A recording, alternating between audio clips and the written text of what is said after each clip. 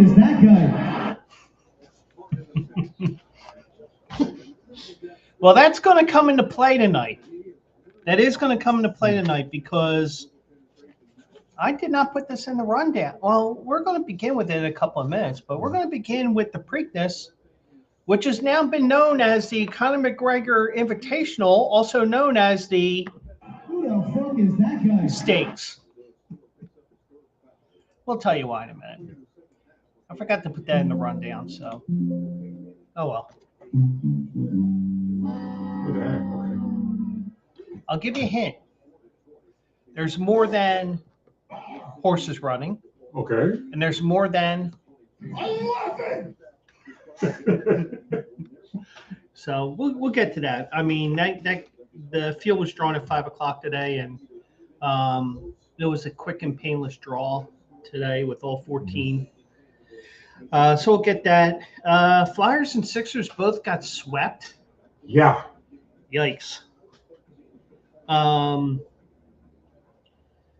we will tell you about a problem with our penises. No, we're not. It's leaking all over the place. Well, it's the schedule leak days in the NFL, and they announced a couple of games today. One that affects our team, our town, our Philadelphia Eagles. Oh, that reminds me.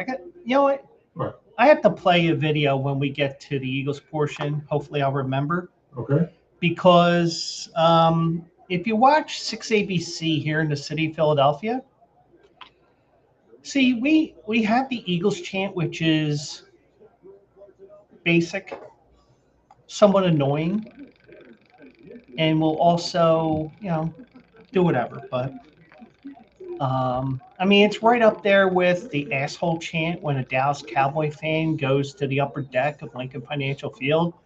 I mean, you don't even need to turn your head when you start hearing it. Asshole. No, you sure don't.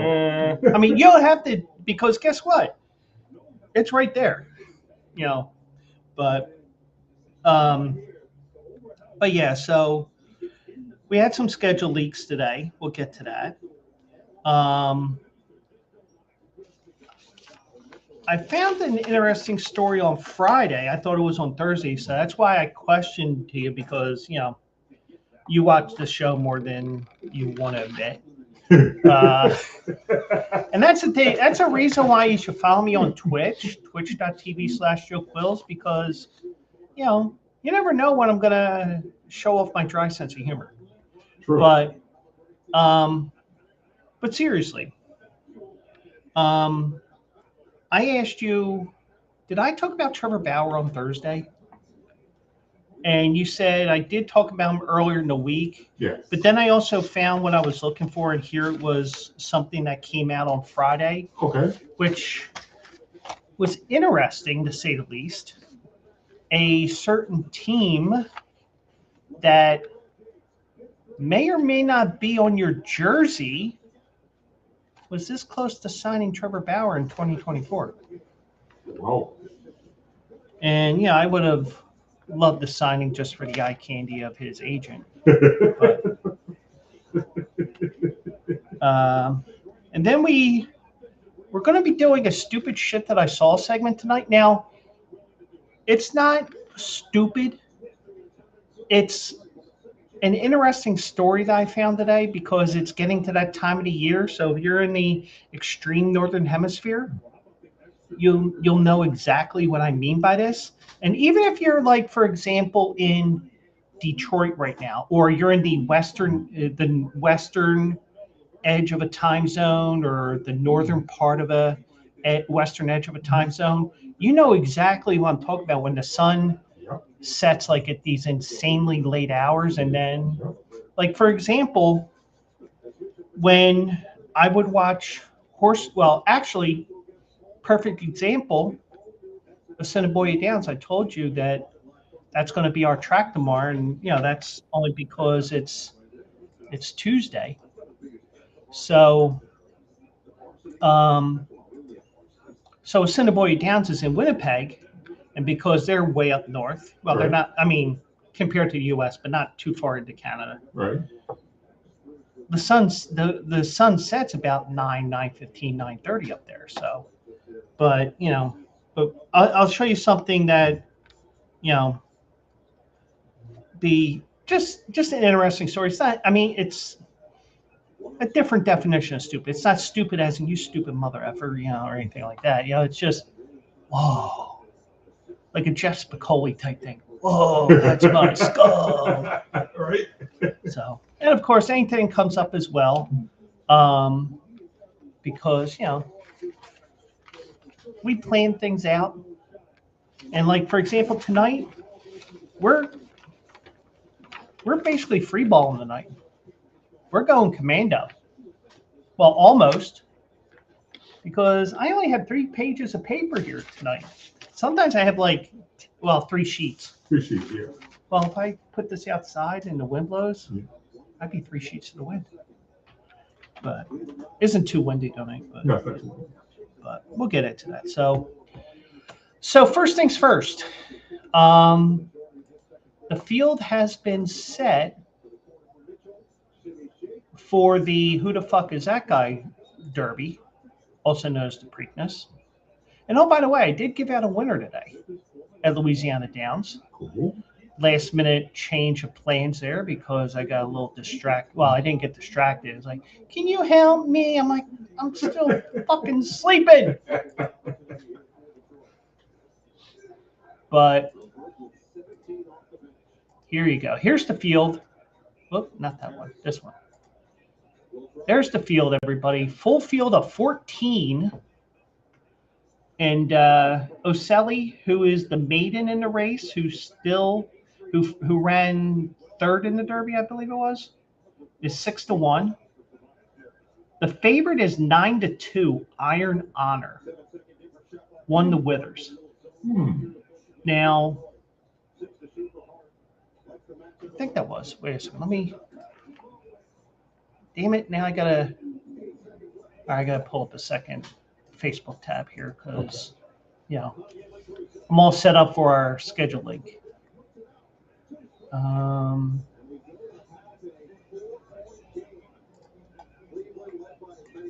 it also reminds me as well, I need to change my banner from last week. Yeah. Every day should be Cinco de Mayo, Sinko de Mayo. Let me find it here. So I can actually take a look at this here.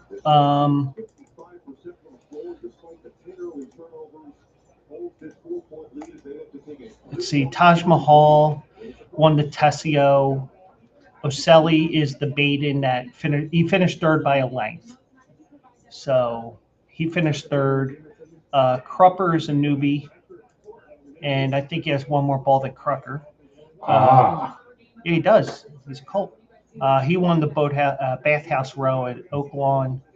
The 4 is Robusta, who ran in the Derby, 30-1. I need to go back over here.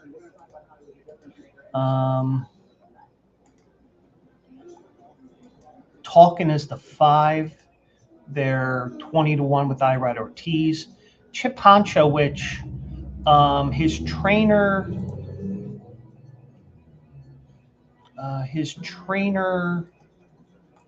Steve Asmussen said, going from the potential of a large crowd at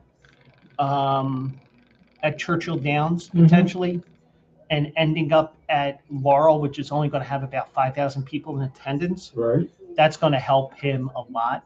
Oh, cool. So something to remember. The hell we did. The hell we didn't. That would be a great name for a Preakness winner. He's 15-1.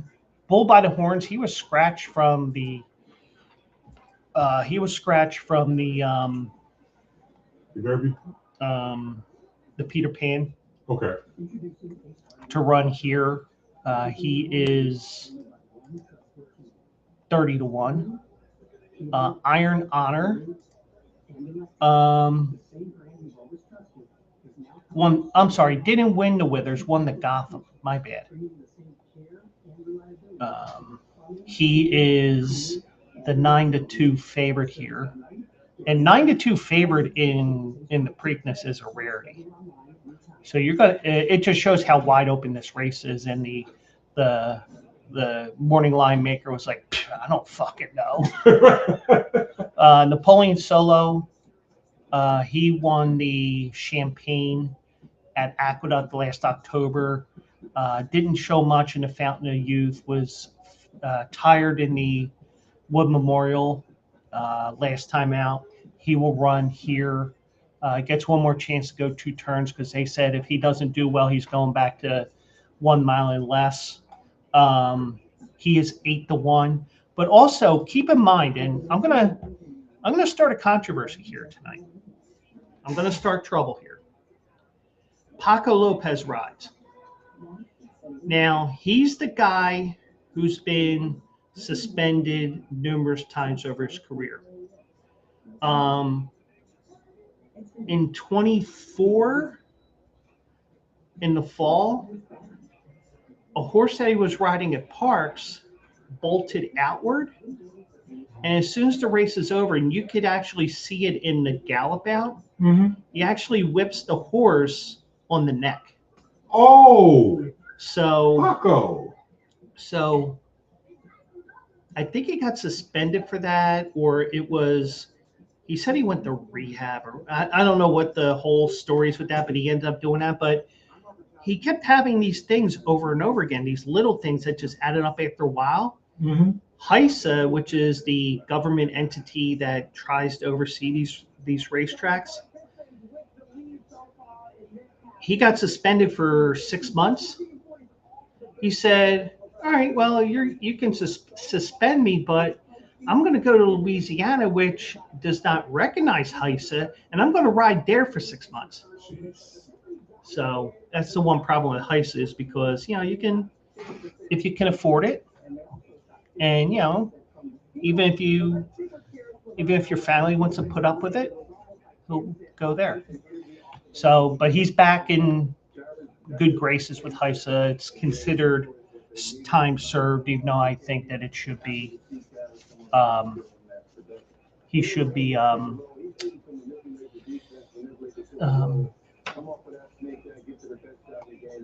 it's like, oh, you want to hide from us in HISA? Well, guess what? You got another 6 months. But that's just me. But he'll just end up going to Louisiana again. Yep. Corona de Oro, he is 30-1. John Velasquez at 31 scares me. Yeah. But then again, that is, But I'm looking briefly at these screen captures of the programs here, so I don't know anything like this. So, Corona de Oro finished third, was on the lead in the Lexington Stakes, and tired late and finished third. Incredibolt was a last-second entry into this race. He won the Virginia Derby in March. Ended up finishing 6th in the Derby, but that's that horse where I was like, I don't know what to make of this Virginia Derby race because nobody else runs a mile and an eighth one turn, Right. at least right now. So Incredibolt is 5-1. Great White was once bitten, twice shy in the Kentucky Derby and was scratched. Apparently he's cleared to go. He finished 5th in the Bluegrass, but he was 22.5 lengths behind, but 11 of those lengths was further ado. And then Pretty Boy Mia, the 14, draws the outside, is a horse that's coming in from Aqueduct, taking on Stakes Company for the first time. So just to give you guys a little breakdown on that, and Pretty Boy Mia is 15-1. So that is the field right now. Now they were saying there was a potential of 14-2, where you would have the 2 also eligibles. Mm-hmm. But then they were saying By the way, Yandy Diaz is now over 4. Motherfucker. Oh well, it's only $10, but I wasted a 30% boost on his ass. But yeah, so you got an interesting race here. This has the feel of this has more of a feel of the Pat Day Mile from 2 weeks ago at Churchill than it is a Triple Crown race, but that's what's happened now. I mean, I don't know how you feel about it, but you shrugged. Yeah, it's kind of. But It's gonna be different. yeah. The one horse that you said though, that kind of scares me. The John Velasquez, this horse, that scares me. This may be the first Triple Crown race at Parks where they don't open up the 3rd floor to the 5th floor because nobody wants to show up. That's right. That's possible. Okay. Because everybody's going to be saying this. The 1. Who the fuck is that guy? The 2. Who the fuck is that guy? The 3. Right. Who the fuck is that guy? Yeah. I mean, that's what it's like because we almost had history made in the Preakness if it wasn't for Ocelli, Robusta, however you pronounce that name, and Incredible. It would have been the first Preakness since 1922 that nobody ran in the Preakness after running in the Derby. Whoa. But there is a technicality why nobody ran in the Preakness. What's that?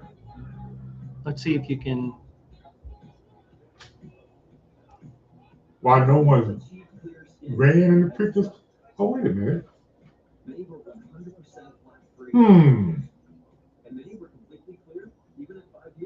Too soon? In 1922, Yeah. the Kentucky Derby and the Preakness were held on the same day. Oh, really? Mhm. Yeah, that's So, like, once you got to about the 30s Uh-huh. or late 20s, that's when they went one after the other. Well, duh. And it's also the first Preakness since 1908 to not be held in Baltimore. Oh, really? Mm-hmm. That's right, because it's always been held in Baltimore. That's right. From 1892 to 1908, it was held at Gravesend Park in New York. Jeez. Mm-hmm. Then they decided to go to Maryland. They took it back to Took it back. Maryland. Yeah. Okay. Interesting. And do you know where the name Preakness originates from? I do not. Please enlighten me. Preakness is the name of the first horse that ever won at Pimlico. Is that so? Mm-hmm. Oh, that's a little trivia when I get around my friends. Mm-hmm. Well, you already know you're my friend, so. So. I'm his only friend, so he can't tell that to him. Wow. Well, he can go to his wife and say, well, if you can't answer this question, you're not getting any from me tonight.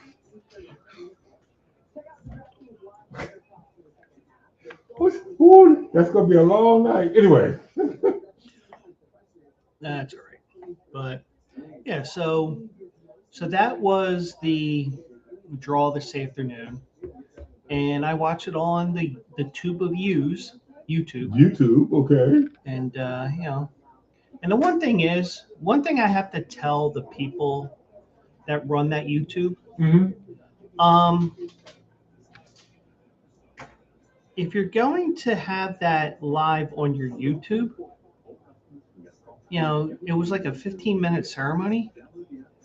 You can eventually cut off the video after you're done. It was like 20 minutes later, it was still running. I was sitting over there downloading music. I was, right. Doing a couple different things. The next thing you know, I'm like, but yeah, so the field is set. And hopefully, well, actually, this is going to be a year where the superfecta could pay a lot. Now, I'm going to show you something here. Let me pull up my handy dandy calculator. Okay. And I am going to share my calculator.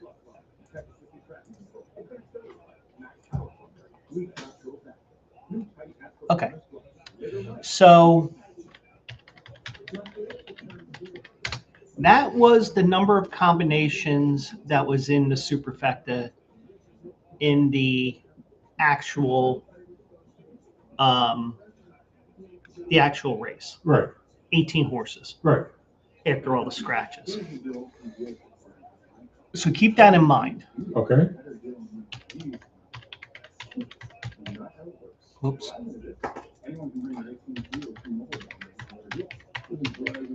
That's the number of combinations that you have in a 20-horse race. Oh my. That's a lot. Mm-hmm. Jeez. So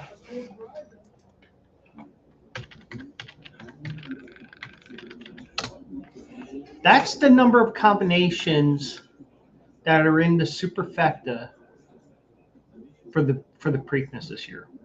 Let me just double check that just to make sure I type that in properly here.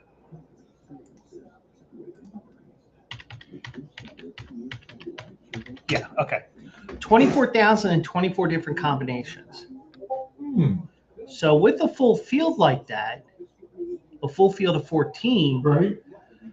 And this is kind of like when I had the, looking at all the different stats and everything, and basically my whole conclusion was believe what you want to believe. Right.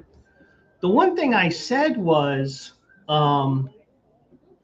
believe what you want about the 17 hole, believe this, believe that, but the one thing, and also the one hole almost won, Renegade almost won. Yep. So you had all that. Now, I think I kind of proved my point right that you can look at these numbers, but every race is different, and so much crazy stuff can happen that any of these trends that I showed you could change. Right. But I think that we could still see a pretty big still get a pretty big payout, but also remember now, because we're going to be at Maryland.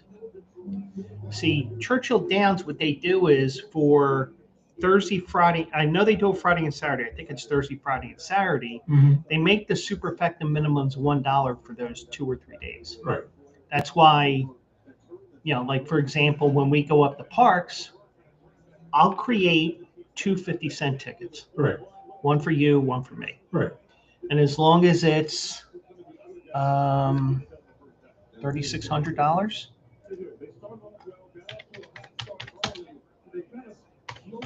Yeah, as long as it's under $3,600, you won't have to pay taxes on it. Because remember, I hit that pick 4 the one year. Yes, you did. From the Belmont Stakes that ended up in Brooklyn, and I had 3 chances, and my horses finished all at the wire 1, 2, and 4. Right. And I kind of wanted the other horse because it paid like a little bit more, but I still got $1,100 for it. Yes, you did. And I was like, well, or 11 or 13. I was like, hey, guess what? That's tax free. Yes, it is. Because I had like a $24 ticket. But yeah, so like some little things here and there and I probably have to find the article from the Horse Racing 101 thing so that we could have it on the Q&A racing page. Okay. So that we can have that again. But when I look at everything, just looking at, just crunching numbers here just for last before we actually get into the nitty gritty of looking at these looking at the program and everything. And you're just like, all right, like I'll say, well, all right, Mike, here you go. 7 pages, start reading, just like I did with the Derby. Right, yes, you did. So, and this is essentially the Derby part 2, but it's like the remedial Derby. because you got a bunch of people who are not ready for prime time. Yeah. But I mean, if all 14 horses stay in, you're looking at 24,000 combinations, where you could have a payday situation, but the 10-cent superfecta minimum will drag that down some, because now the regular folk will be playing like 200 combinations or whatever, or whatever combinations there are, and 10-cent minimum, I can play like a 7, 8, 9 horse box and blah blah blah, and but your 9 horse box isn't going to get you your money back probably. Nope.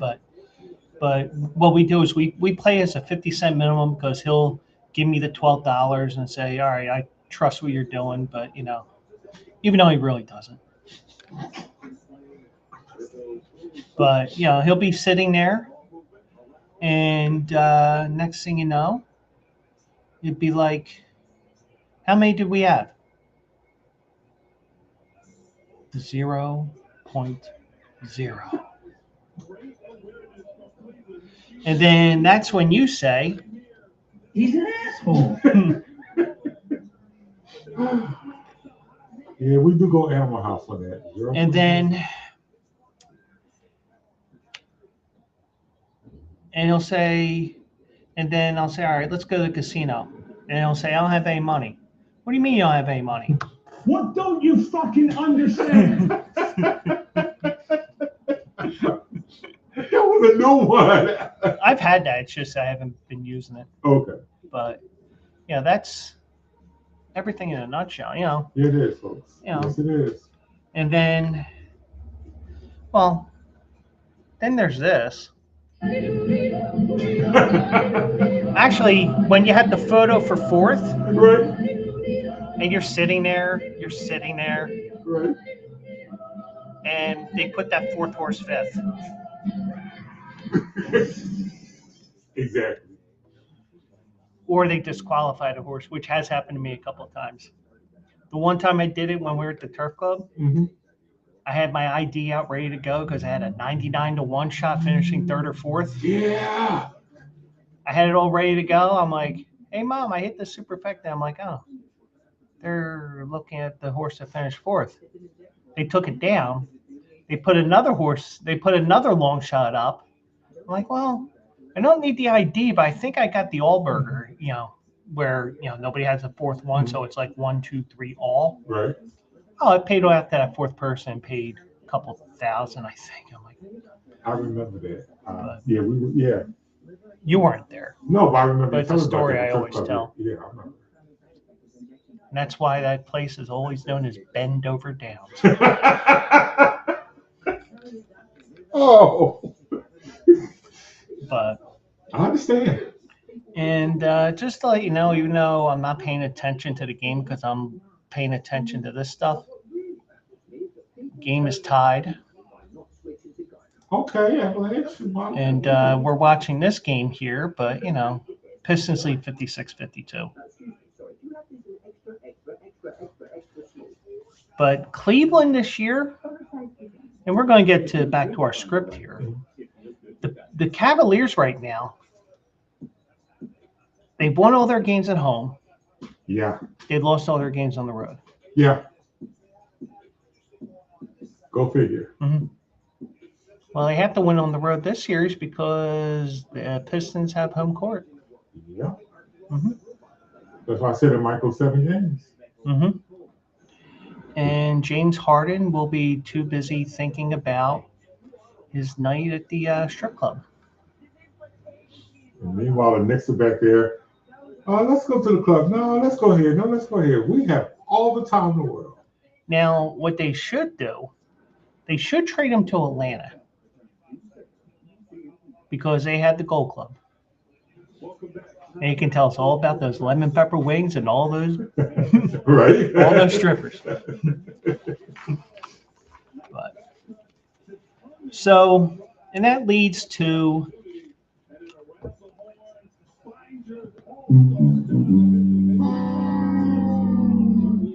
Thankfully, if it wasn't for the Phillies, Oh, I mean, thankfully the Phillies made it a little bit more palatable this weekend because right now,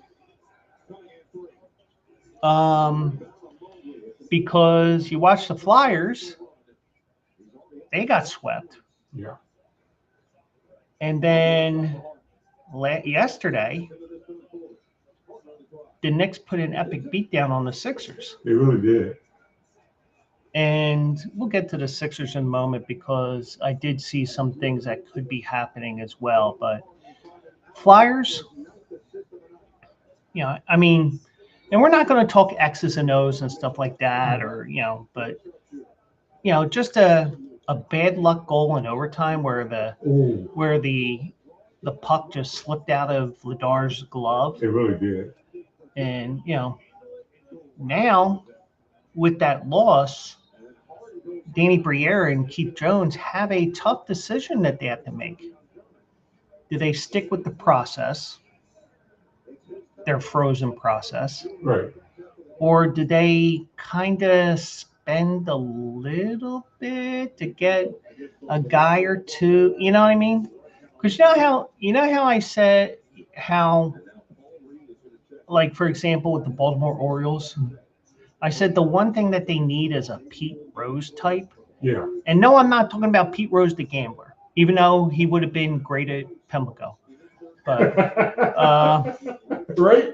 But what I meant by Pete Rose type is somebody that can help them in the dog days of summer of August, the September crunch, and the postseason of October. That's what Baltimore needs, and they have not done that. Yeah.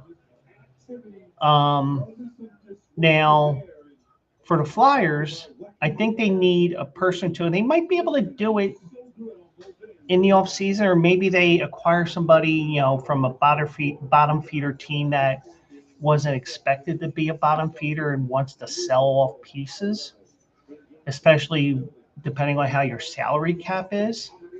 Get somebody for that playoff run. Because they did overachieve this year. We weren't expecting them to do what they did. But they were, I think, either last year or 2 years ago, they got this close. Yeah. But they didn't want to spend. But I think that's part of the reason why Tortorella's not here is because, he kind of wanted them to go for a playoff berth for the young kids and all that. But I think even with the fact that they really didn't do that much at the trade deadline, they still grew up a little bit. Yeah, they did. And the best thing that ever could have happened to them was the All-Star break, the Olympic break. Olympic, yes, it was. Yeah. Yes, it was. So that did help them. And all of a sudden, the Cavs are up 12. Oh, damn.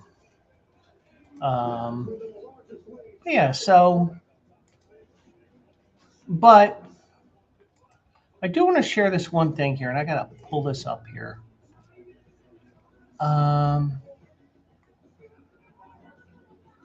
the Flyers do have a player in there that we gave the best nickname. What's that? Porterhouse! Oh, yeah. I got it. Which reminds me. But we do have this unfortunate stat from Jeff Skversky. What did Jeff do to us now? Now, I don't know if this is all time or just since the year 2000. Only cities swept in both the NBA and NHL in the same year. It was done by Denver in 2008 and Detroit in 2003. Wow. And now us. Mm-hmm. Yeah, that's unfortunate. So that is one thing I saw here. And let me find this other thing here because I do want to say one thing here. Oh, and just let you know, I have an update on Mike Vrabel and Diana Rossini. Okay. I do have an update. Okay. Mike Vrabel is mulling retirement after booty calling Diana Rossini on Mother's Day.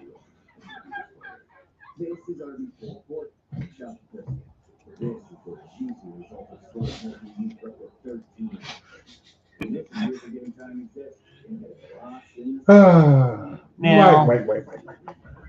now, of course, my question is: he retiring his dick or his job from coaching? That is the question. But oh, here's a question. What's that? Here's a trivia question. Who is the only NBA player to wear his name on both the front and back of his jersey? I saw that. You put that. Oh, you want to leave that to the masses? Because I did see that on Facebook. You can answer. Jerry West. Mm-hmm. I did see that one. All right. I like that play on words. I like the way you did that, though. That's nice. Mm-hmm. Okay. So I'm going to show this here. And when in doubt, you just default to the Eagles. So this was after the Flyers. I think this was after the Flyers game on Saturday night. Mm-hmm. This was on 6 ABC. I have to unmute this so that I can play it and hear it. But here is the news on Saturday night after the Flyers lost in overtime. I got 5 letters. What? E-A-G-L-E-S,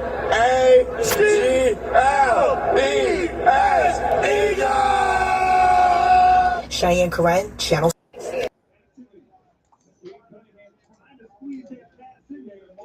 I believe that's 6. That is 6 letters. Now, what is more egregious?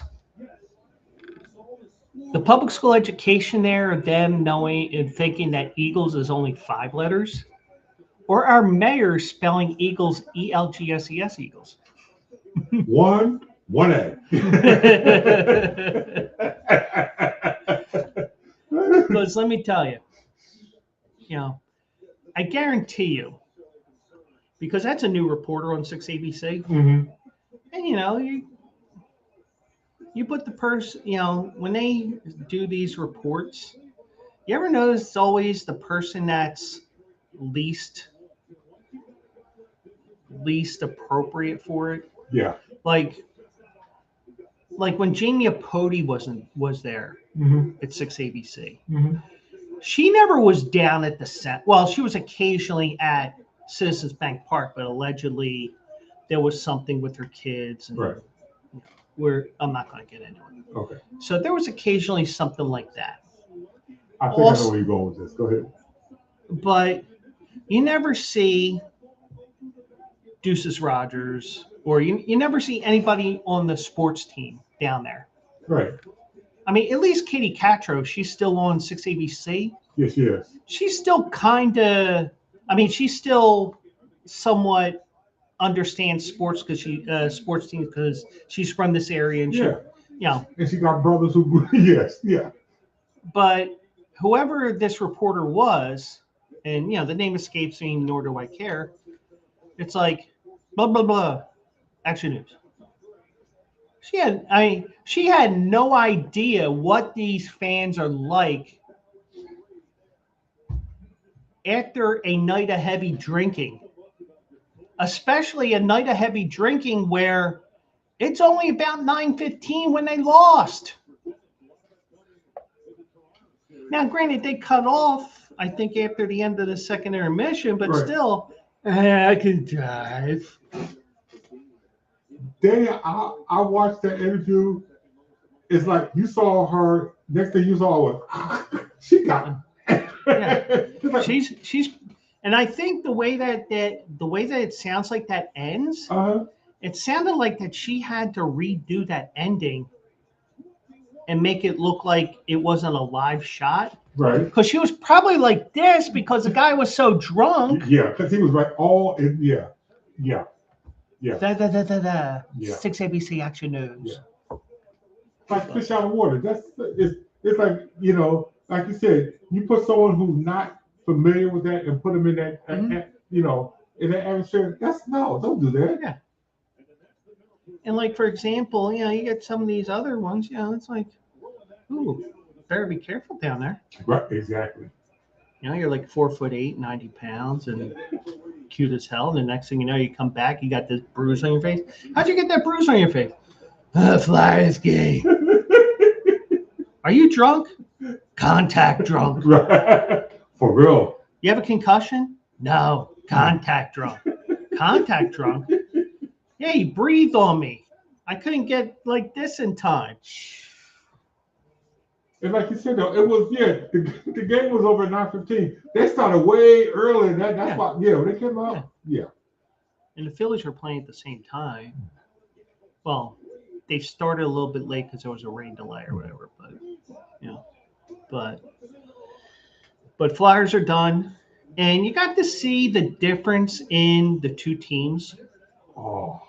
Because the Flyers had the high of beating their rival, the Penguins.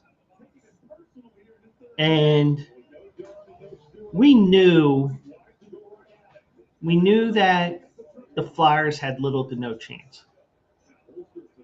But you got to see the Flyers actually, especially in the last three games, actually putting on a fight. You know, you just made a great point. You just made a great point. When don't I make a great point? 2007 and about. I was about to say, if you're going to say last night, I was going to come across this.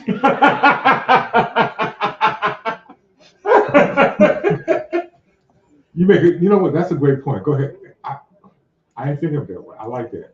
That's a great point. But I mean, first game they lost 3-0. They looked like a deer in headlights. Yeah. They blew a 2-0 lead in game 2. Right. Shouldn't have done that, but they did. You know, nothing you can do. But you could see like glimpses. You got to see a little bit of a glimpse early on, but Hurricanes showed their superiority, and then back and forth. You know, but Hurricanes have not given up 3 or more goals yet in this postseason. And they're also the first team to start off the playoffs 8-0 in 40 years.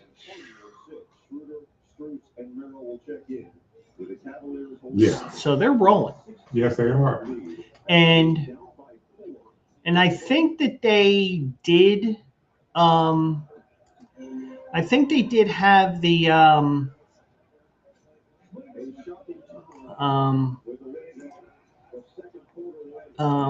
know, they did. Whatever I was going to say. Because I'm preparing 18 things at once right now. So I like your point though. Yeah. So the Flyers actually were like, well, they could at least steal one game, and they were at least making you think. And they lost 2 games in overtimes. They lost 2 close games. They lost one game that, a game that they were kind of in until the third period, and then the first game they just got slapped around. Right. Whereas the Sixers, game 1, blowout loss. But you kind of expected that first round loss, that game 1 loss, because you're coming off of the high of beating Boston, coming back from 3-1. And then on top of that, you don't get any break. Right. Which, you would expect because, oh, by the way, got to get that next series started. So when they do, Knicks are ready, and they blow them out by however many in game 1. They lose a close one in game 2. Then game 3 and game 4 wasn't close. No. Now, I said this to AJ on Facebook last night. I said it to him on the phone this afternoon because he made a comment about the Flyers and the Sixers both losing. I said, hell, I was pissed. Now, I had a profit boost on the Knicks yesterday. Mm-hmm. And I said, I'm pissed that I put my profit boost in thinking it's going to stay at 2 for the Knicks. Mm-hmm. About 3 to 5 minutes after I put my wager in, I look again, the line went from Knicks -2 to Knicks -1.5. I'm like, come on, man. I mean, and I'm like, well, I got the profit boost. I can't cancel it because if I cancel the wager, I don't get the opportunity to use the profit boost again. So I'm Right. screwed. Next thing you know, it's a 25-point lead in the first quarter. I'm like, all right, I'm good. Yep. But because it was one of those, actually that was on Fanatics, or was it? Whichever one. I go back and forth between these apps because I have a little bit of money in each one right now. Mm-hmm. Because like I use the casino and it's like, oh, I hit for $50 on this spin or something like that, So, but whatever one I was using, I think it was Fanatics that I used it, but I had a winner there and okay, I'm good. But then again, I played a hockey parlay where both my teams lost. I had Buffalo and Vegas last night Oh, in a parlay. yeah. But you can see the difference here between the two teams right now. The Flyers, even though they lost, they got cheered off the ice. Yes, they did. Now, the one thing I always criticize the Flyers for is I don't know if this just started this year with Rick Tocchet or not. At the end of the games, they go to center ice and they salute the fans. Now they salute individually, at the end of the game, Right. but they wouldn't go to center ice and just go, thank you, because other teams were doing it and the Flyers didn't, but they've been doing it. I noticed that. So, but they got cheered because they knew they didn't have a chance. You kind of hope the Sixers had a chance. Now, I think I said Boston in 5 in the first round. But I said that saying Boston in 5 or 6, but I also said, whatever. I think I said, no, it was Penguins in 5. Penguins in 5, yeah. But then I said Carolina, but it was basically the same thinking where put a reverse hex on so that your team can win. Mm-hmm. Well, Sixers, they heard cheers. It wasn't for them as they left the court. No, it wasn't. It was because it was all New York fans. Yep. And I think I know the root cause of this. I'm not sure, though. But the Sixers tried to block New York people from purchasing tickets. There's a slight problem with that. There's things like StubHub, and all those other secondhand markets that, you can get tickets cheaper in some cases. Or in the case of New York fans, I can't afford to go to Madison Square Garden. Well, even with the high gas prices, driving down to Philly and getting tickets for the game, or, hopping on Amtrak to 30th Street and then taking SEPTA down to the stadium. Yep. It's cheaper than going to MSG. An MSG. Yeah. And one of my friends on SJ's Discord said, or they have friends and family that can help them out. Yeah, that's true too. But but I think it's more secondary. And here's the thing: you can block people from doing that, Right. but there's always going to be the secondhand market that you can get tickets from. Yeah. Like when me and Jerry go to a concert, Mm-hmm. he says to me all the time, and hopefully he's not watching because I'm not making fun of him or criticizing him or anything like that. So if he's watching, I don't think he is, but if he is, I'm covering my ass with this. The one thing I always say is, one thing he always says is, oh, what did you hear that so-and-so's in concert? And I'm so behind on my Preston Steve Show podcast. I don't know who's coming in town. I said, no, why? oh, I saw that to get 2 tickets, it's like $400. I'm like, Jerry, it's probably a secondhand market site that you're looking at. Right. Oh, no. Like we went to see Candlebox back in March. Mhm. Or, yeah, it was in March. I said, let me go when I get home. I'll go onto the park's website. I will get it directly from them, and I'll tell you what the price is. Now, I don't know what the number that he gave me was, but it was much higher than what he mentioned. Okay. You know, it was like $45-50 a pop. Hmm. And Jerry knows how I'd like to get my seats if I can. Mhm. He likes, and I said this, because I think we went to the Who together at Citizens Bank Park, and we were off a section. We were behind home plate, but we weren't directly looking at them. We were a section over. Right. Elton John, we were down by the first base line by the foul pole. So the one thing I said was what I prefer, and I don't care if, like for example, if we're in the Xfinity Mobile Arena, I almost said Wells Fargo Center.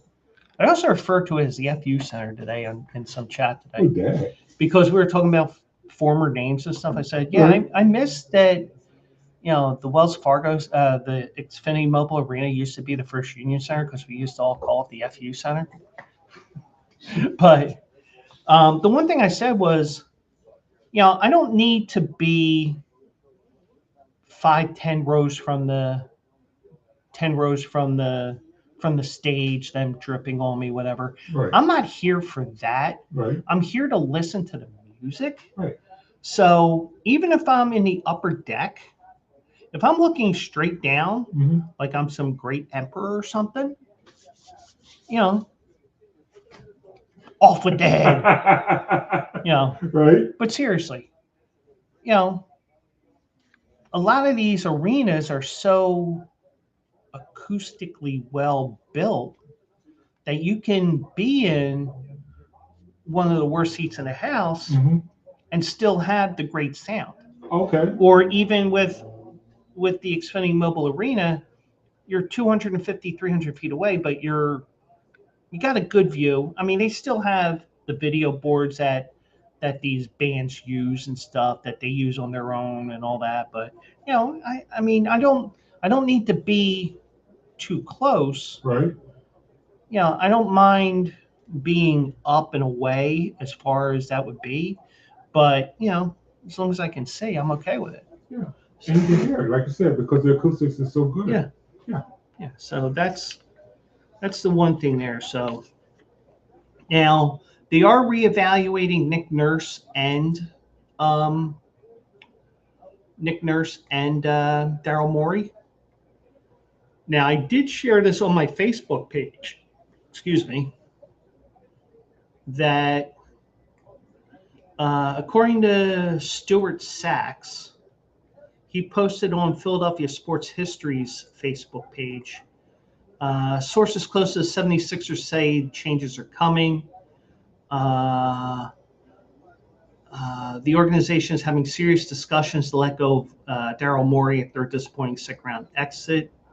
And, of course, he says, observation, hallelujah. He also says the greedy carpetbagging owner needs to go too. He owns the Washington NFL team, but the next best thing to fire is Morey. They don't have they haven't had a 3-point specialist since J.J. Redick. Yep. And And Kyle Korver. they traded Jerry McCain at and the players are upset that they traded a bunch of their guy that they traded him and they didn't get anybody in return that could fill some of the holes that they had in the team. So the team's unhappy about that. But and getting blown out 3 of the 4 games that they did, and it isn't just, for example, that there were a lot of games this year where if they lost by 30, 40, 50 points. Yeah. So we could be seeing an era. We could be seeing the end of Nick Nurse. We could be seeing the the end of Daryl Morey. So we could be seeing some changes in the front office and on the bench. And since Nick Nurse is not fired yet, I'm not going to speculate into coaches, but I'm sure Billy Donovan's name will come up. Oh, definitely. I'm sure. Well, I told you my theory about Dan Hurley, right? I've said it on the show in the past, right? You probably have, but I said that refresh me. if he were to go to a job from college, now he says he's not mature enough for the NBA, whatever. The one thing I would say is he wouldn't go to Utah. He wouldn't go to, even though they're doing well, Minnesota. He wouldn't go to Miami or Orlando. Those teams that are like, Who the fuck is that guy? those type of franchises. Right.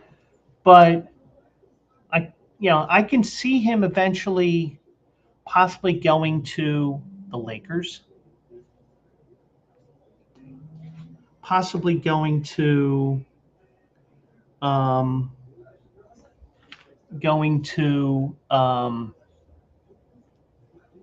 Knicks, even though they don't need a coach. Right. I can see him going to Boston. Yeah. Because they're iconic franchises. Yeah. You have said that before. Well, maybe you kick the tires on Dan Hurley. I mean, he's not going anywhere, but you got to at least kick the tires, right? Yeah. Now, one of the teams kicked the tires on somebody real quick. Oh, it was the Phillies a couple of weeks ago. They kicked the tires on Alex Cora. Dave Dombrowski did. So, obviously you're going to kick the tires because, but I mean, it's a little too soon, but, but it would have been a weird story. Oh, by the way, I mean, also, by the way, Boston hosts the Phillies this week. So imagine that dynamic if it happened. Right. But instead, he said, I want time with my family or whatever. And I'll say this right now. Even if Don Mattingly somehow wins a World Series with the Phillies this year, and those that are listening, I am not saying that they are. I said, let's say he does. I don't think he comes back anyway. Oh, no. I mean, he's the type of guy, but then again, he said he would never manage again, but he's doing it, even in an interim role. Right. But, oh, by the way, they did have,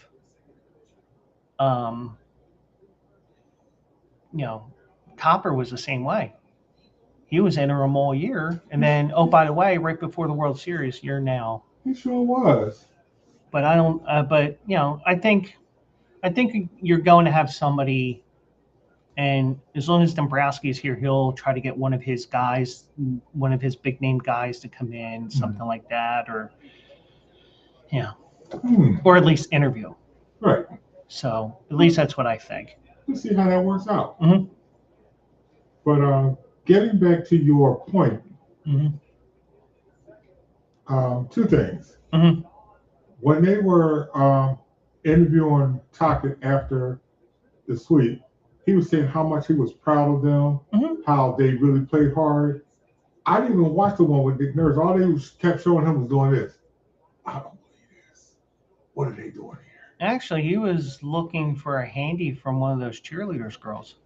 But it was the effort that the Flyers put in that the Sixers didn't. Even after, like you said, even if you compare both games after their first series, the Flyers and Sixers both got beat. The difference is the Flyers had effort on that second, third, and fourth game. Where was the Sixers' effort? Just in game 2. That's it. And that was the game that Embiid did not play in. I wonder. Yeah. I mean, I don't think it's necessarily Embiid, but they knew that was the game that they knew that, hey, we got to bounce back from this. But Yeah, but where was the effort? the Knicks said, you're not going to make a comeback. Because where was the effort on games 3 and 4? There was some effort in Game 3, but early, but then it got swapped real quick. Game 4, they didn't even. I mean, they showed that they're a championship caliber team. They did. And they showed that once you get the foot on the neck, you do not let go. Which is why you're picking Oklahoma to beat the Lakers. Yeah. Yeah. Matter of fact, since that game is at 10:30, let me go here. Let me see if I can find a boost here. Uh-oh.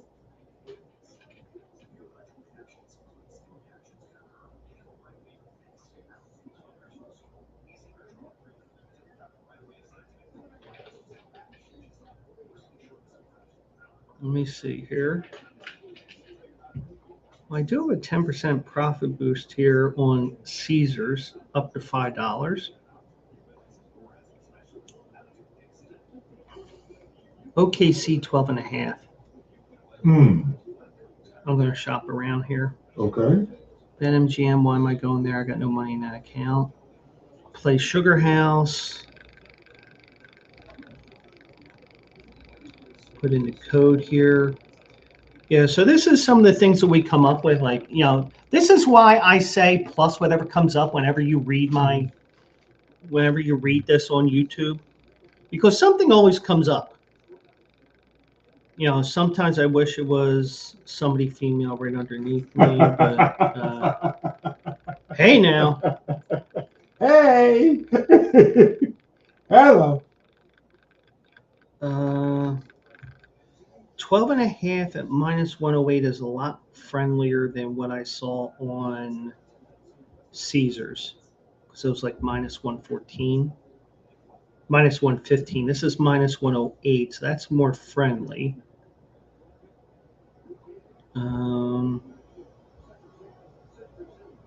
So we're going to put a bet there.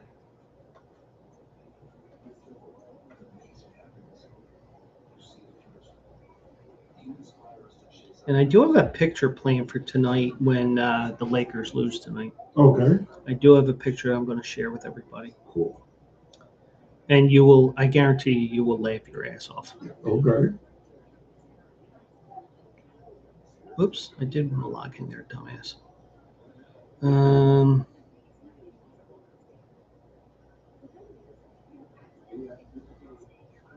do have a $10 reward on a $10 horse racing reward that I can't use.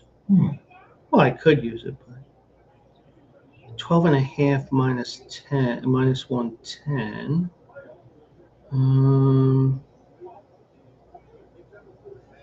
Nothing there.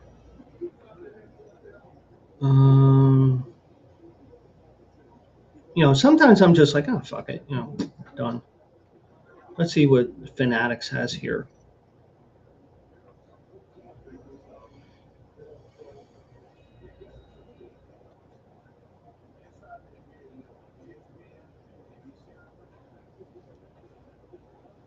Okay, I get a 20% profit boost on the game night, and I also have a playoff pack. Oh, that's a parlay. I don't want that.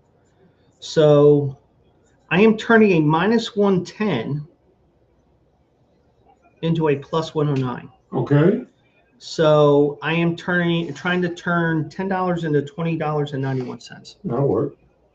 And I get 5 cents in fan cash as well. Because with Fanatics, you can get a portion used towards your fan cash. So my play tonight is OKC minus 10.5. And let me make sure that this picture I saw was on Facebook, I saved to my phone, because I think with all the stuff that I got to do after the show, because I have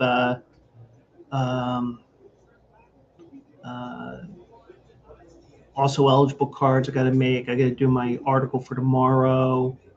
I got to plan out my schedule for also eligible, because I said with AJ, do you want me to do this? Yeah, sure. So, um,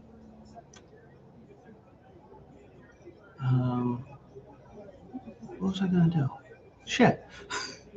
I was going, oh, for the picture.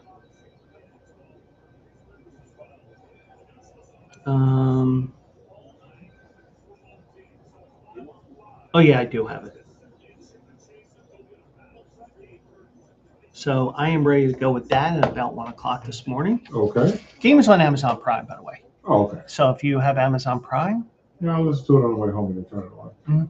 so, but you know, it is what it is. So, but um,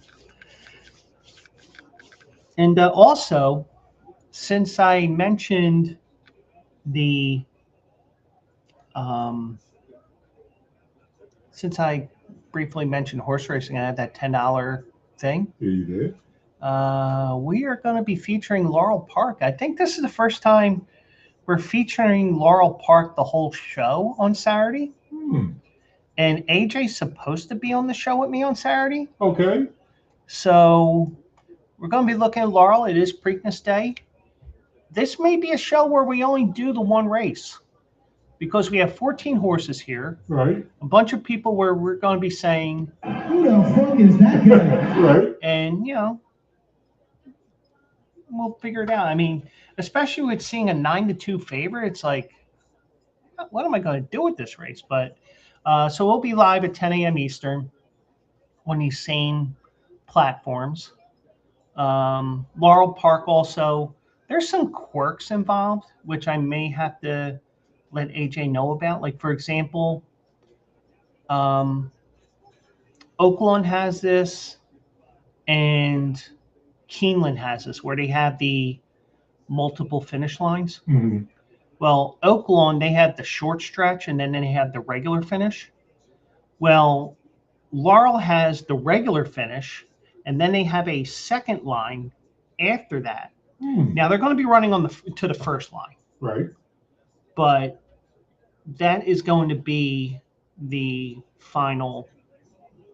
That's going to be, and I'll show some of the quirks on there because they have not run a race. Well, they'll run a race on Friday, but they have not run a race in 4 years at a mile and 3/16 at Laurel.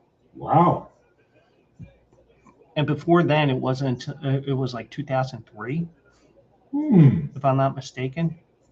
So there's some, they don't usually run that distance there, but hey, but they do have a limited crowd because they have all different things going on. Renovations, they're starting to prepare the track to be a training facility in Maryland, and they're also the infield is not set up to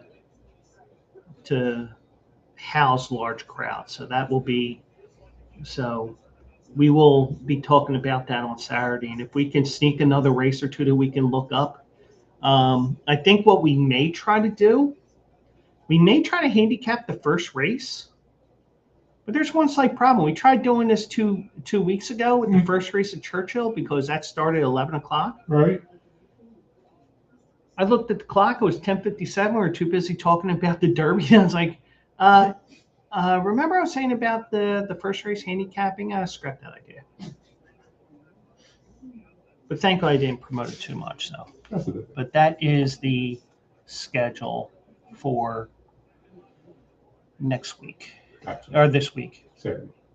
And also, I kind of was telling AJ what I want to do. And I don't know how he's going to do it or the web guy or whatever. I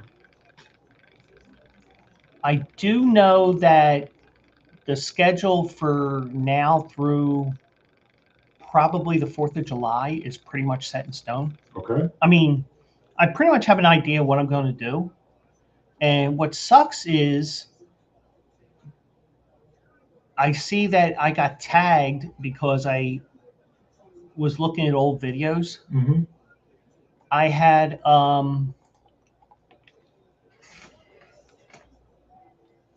when we had Thistledown last year, because they had the Ohio Derby, and like some of the Derby horses, they say, all right, well, we're not good enough for the Preakness, we're not good enough for the Belmont. Fuck it, let's go to Ohio. Fuck it.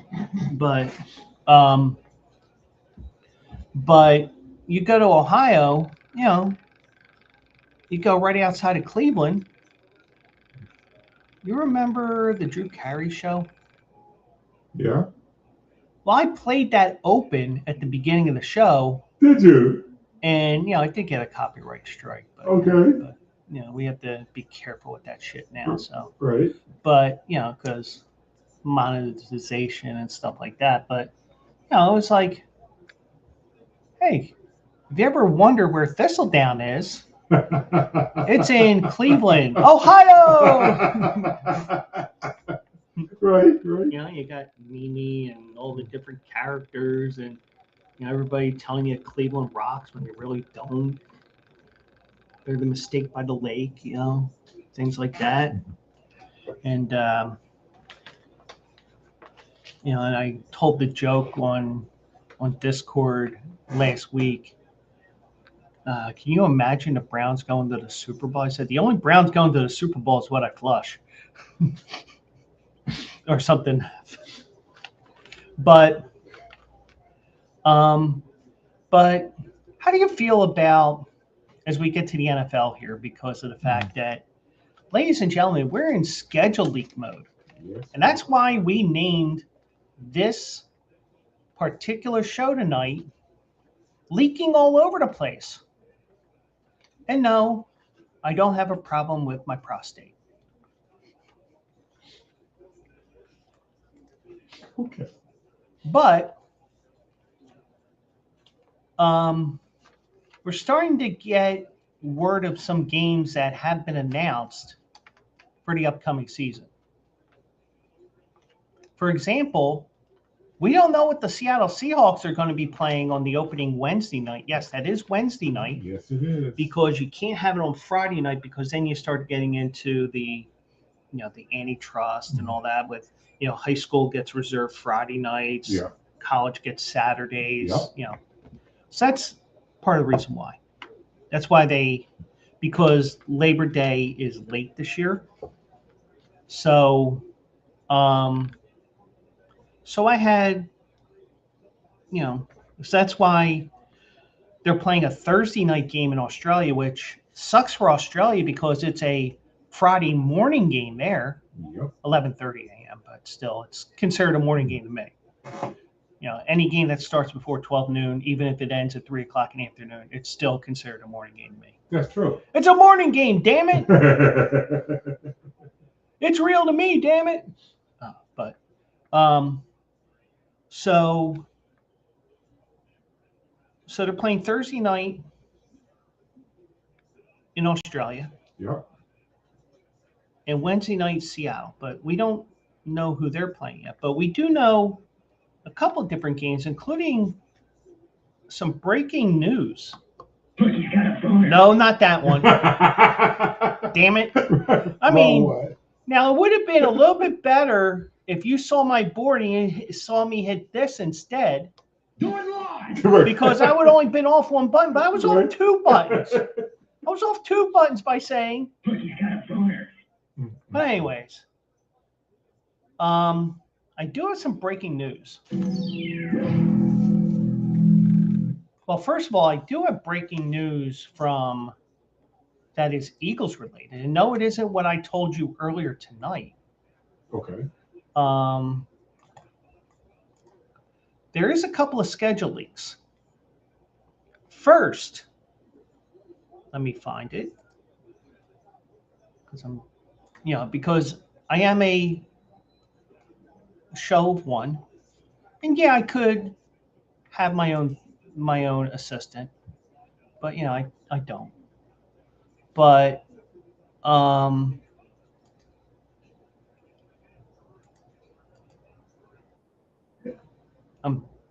doing that on purpose, but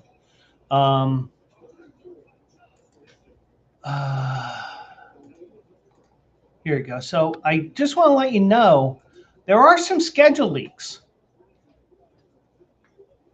first, their sources are telling NFL means that the Eagles will be playing in the NFC Championship game on January 31st and Super Bowl 61 on February 14th. Okay. But wait, there's more. There's also a leak. And I think this is more credible than the one I showed you here. Let me find it. There's also a second credible leak that the Eagles and Bills are going to be playing on Valentine's Day at SoFi Stadium. That is credible. Love to see that. So those are the two rumors. Those are the two leaks that are not substantiated. But I do have a few here, and yes, I do have a breaking story here that I'm not going to share the screen for this time because we don't want to have He's got a boner. or. They don't know what the fuck they're doing. But anyways, we do have breaking news. The Buffalo Bills. No, they're not playing in the Super Bowl. Not yet. Nope. The Buffalo Bills will play their first regular season game at their new home, the newly constructed Highmark Stadium. Highmark Stadium 2 Electric Boogaloo, by the way, in Week 2 against the Detroit Lions. Okay. The contest will mark the season opener for Prime Video's Thursday Night Football package of games. So Amazon gets thrown a major bone there. Yes, they do. He's got a boner. See, I worked it in properly there. Right now, yeah, there you go. Even though, So it has an open air design, but provides significant coverage of the elements for the fans.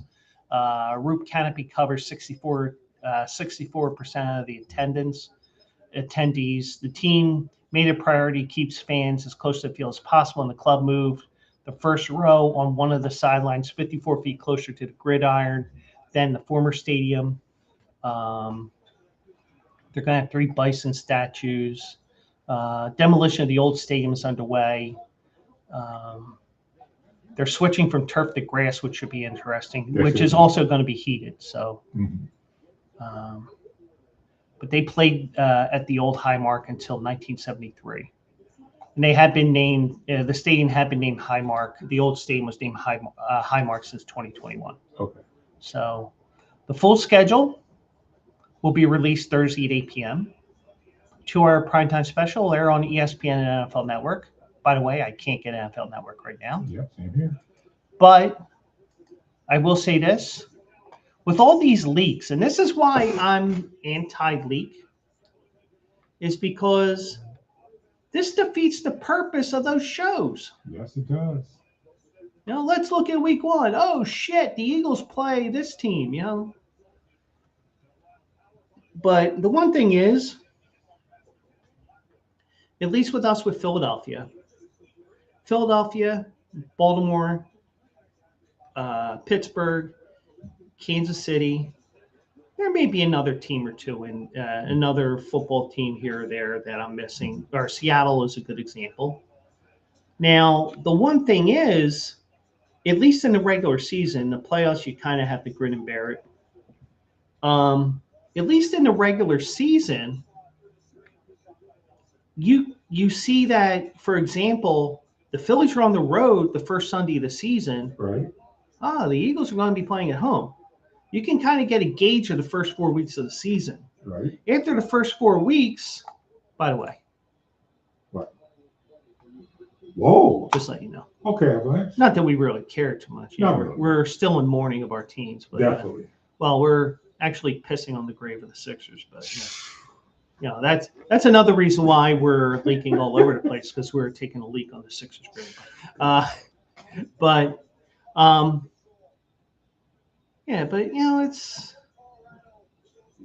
it just ruins all the fun of the schedule. It really does. It's like 9 o'clock in the morning. It's like, oh, here's the Eagles schedule. It's like, well, can't the NFL, It just annoys me to no end.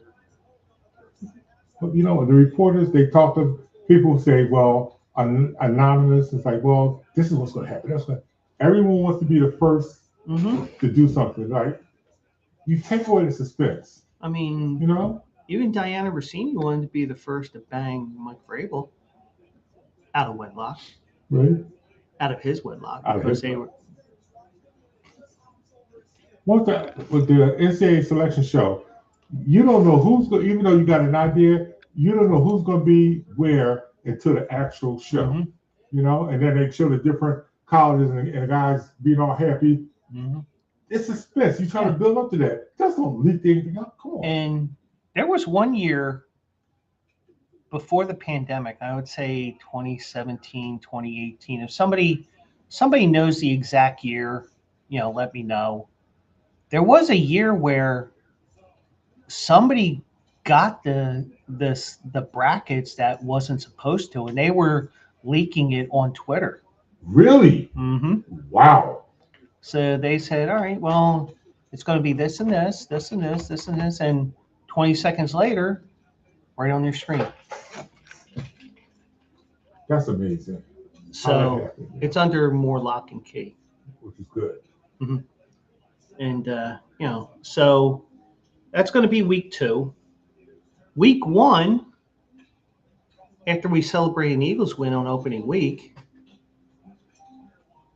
the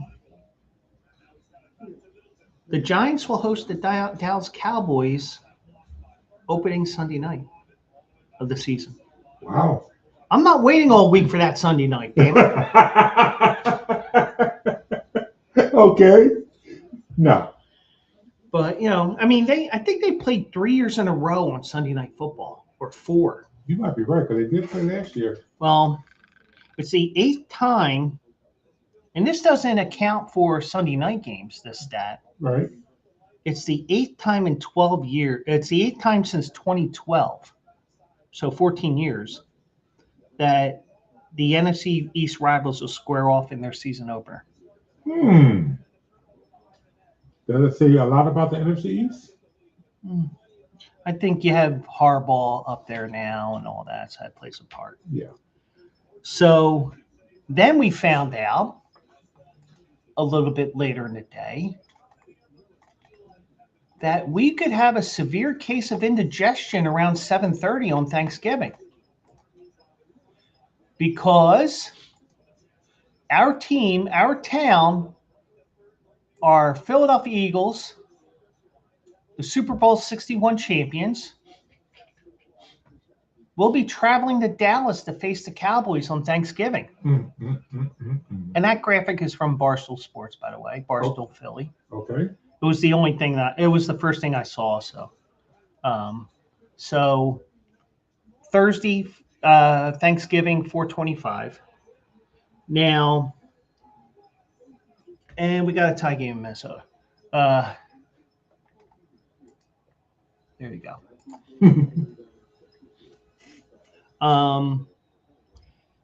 It'll be the first time the teams have played on Thanksgiving since 2014. And we all remember the first time in 1989, right? Was that the Donovan McNabb game? No, 1989 was the Bounty Bowl. Oh, that's right. Oh, that's right. Oh, geez. Yeah. That was the year that Dallas went 1-15, I think. And we laid the smackdown on them. And the Eagles won in 2014, 33-10. Right. And in 1989, it was 27-0. Yeah, that was, yeah. So we have appointment TV on Thanksgiving. So, and then. So, we have those games right now. I did share something. I think it was on my Instagram stories.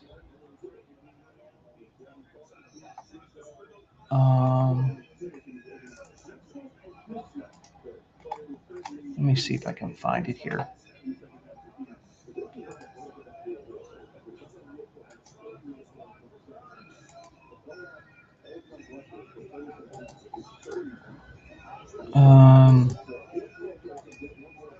Here it is. This is from DraftKings.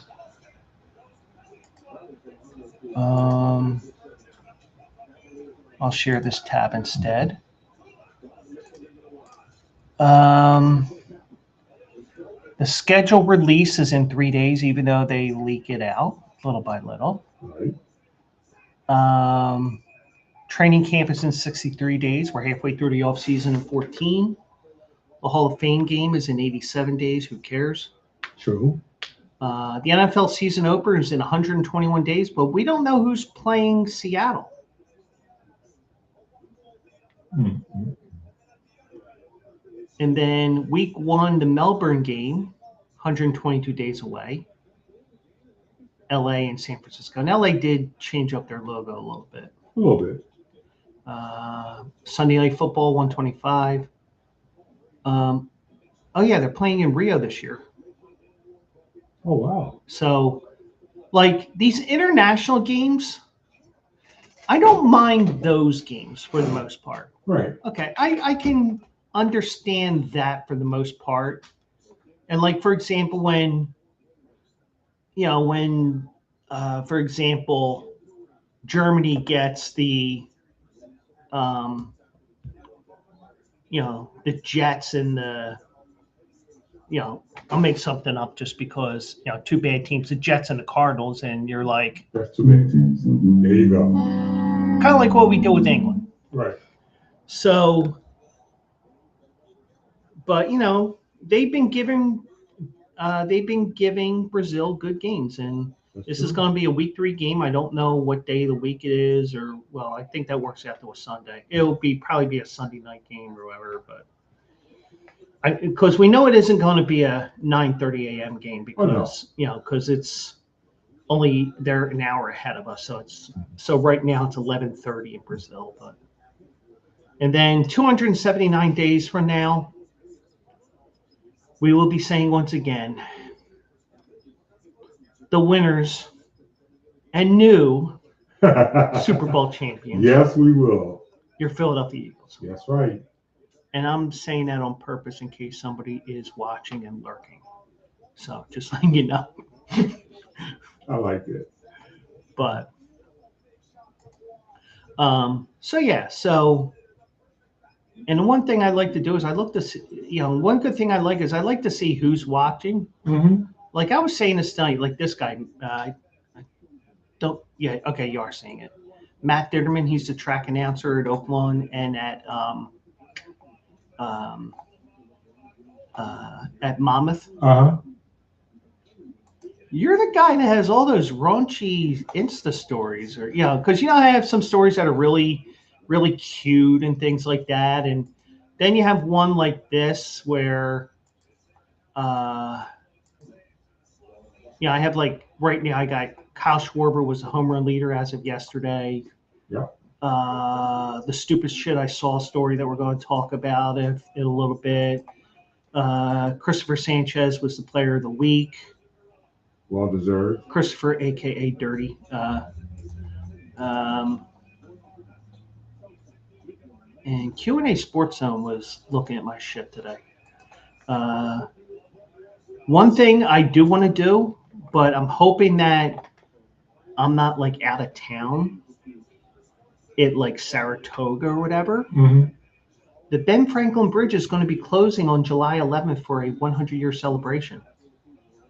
Really? It's going to be closed to motorized traffic, but you'll be able to walk up and down the bridge. Hmm. Yeah, I got to do that.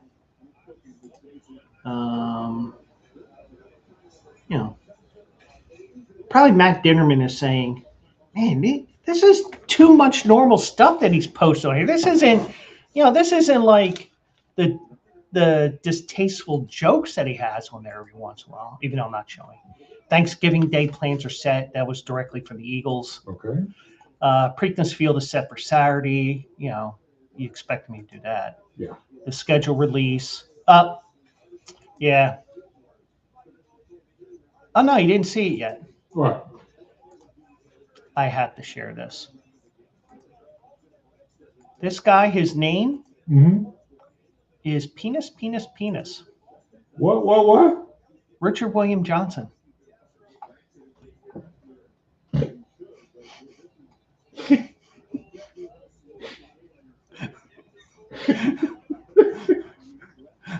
Oh, yeah, dude. That's the time where everybody I know in horse racing sees this. Jessica Paquette, Matt Ditterman, Jason Beam. Hey, you want to be on my show? Fuck no. Why?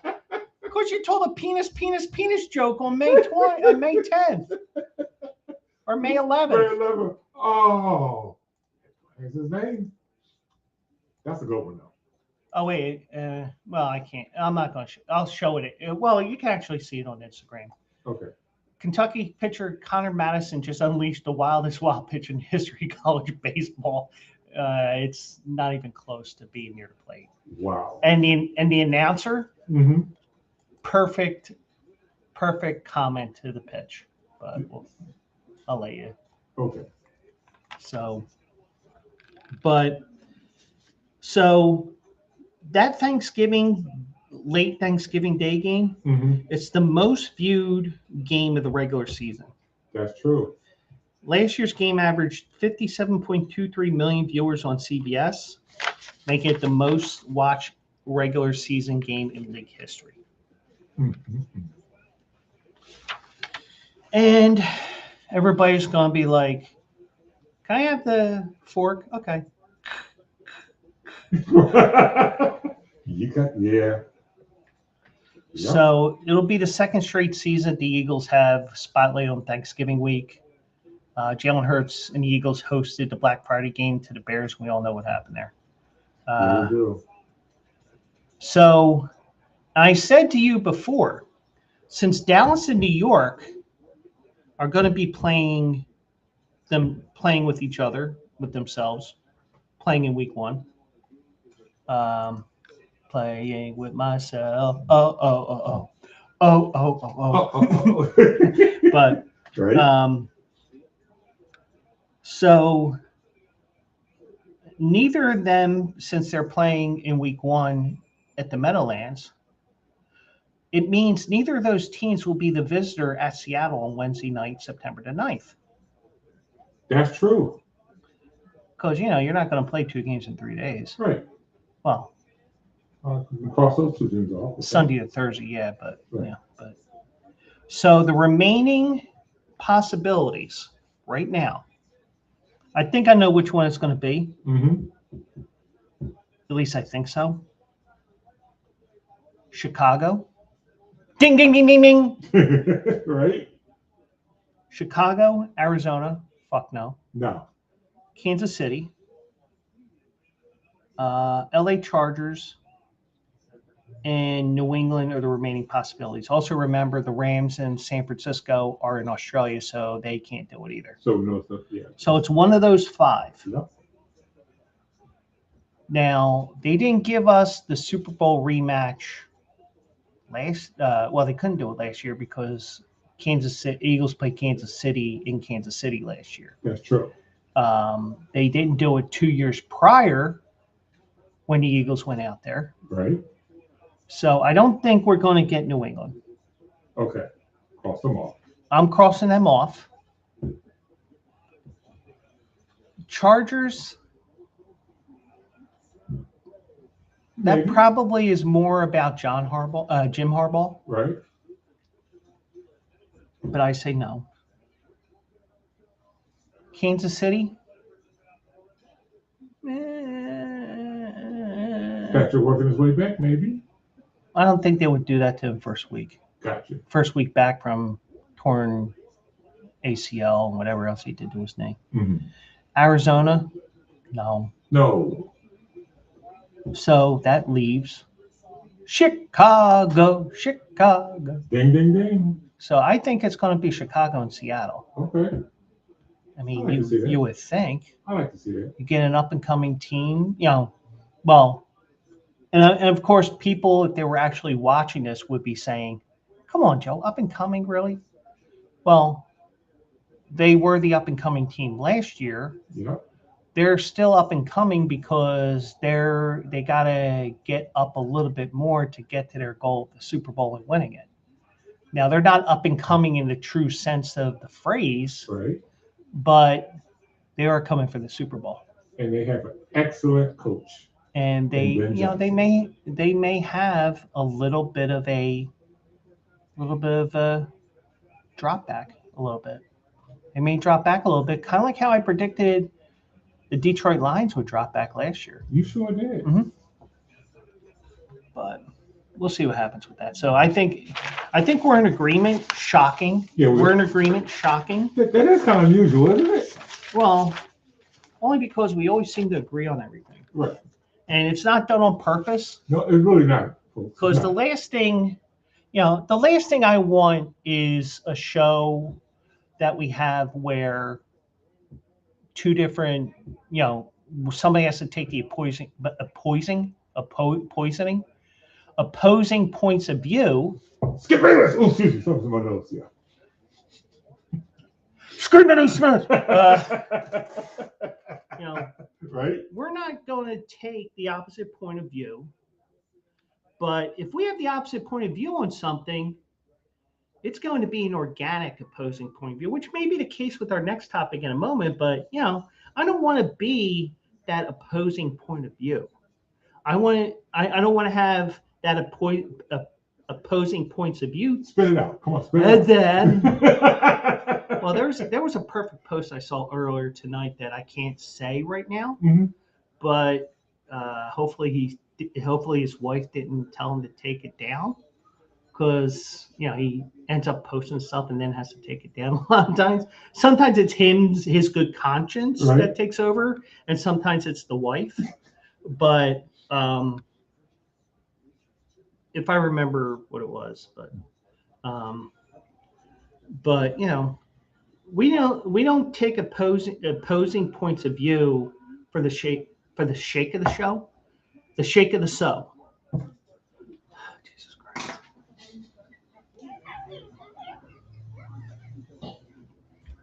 Thank God somebody's not here that at least I know of. Because my God, would they be having a fucking field day with me? Matter of fact, I can check that right now.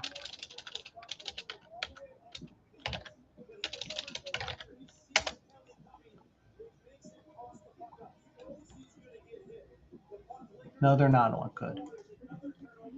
Good. But I'm sure they'll be making a shitload of fun of me. I know who you're talking about. Yeah. Mm-hmm.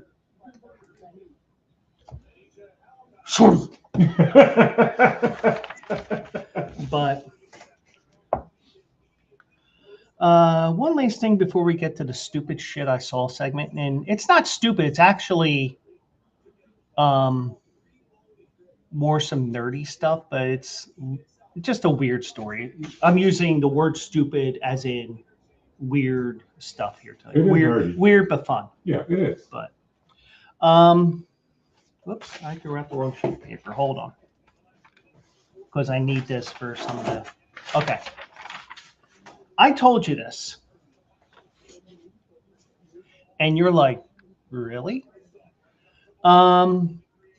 A certain pitcher who claims he's blackballed by the major leagues, Trevor Bauer, said in replying to somebody's comment the other day, and I will pull that up here because I do have it on here. So I'm going to show that and we can talk with it on the side here. Okay.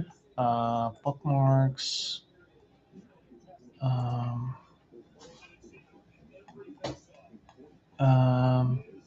Okay, so it all began with a simple post, because he's trying to get into good graces of everybody, and rightfully so, because I will say this: something did happen that got him into trouble. Whatever it was, we'll just leave it at that. I'm not going to get into the semantics of it, but so he says, because they were in Hagerstown, he pitched there. Thank you to the 1,000 Bauer Outage fans who packed Hagerstown Stadium tonight. We set an all-time attendance record. Also, yelling, "Can I help you?" after the home player strikeout looking is diabolical. You have to watch his videos on Facebook and on Instagram. Okay. Y'all are the best. Hope you enjoyed the night. So Goyslop Enjoyer, or whatever, at Turf, but no TERF, but no RF, whatever it's supposed to mean. It's starting to look like the Phillies are going to have to send Painter down for a while to fix his issues. We're going to need a guy.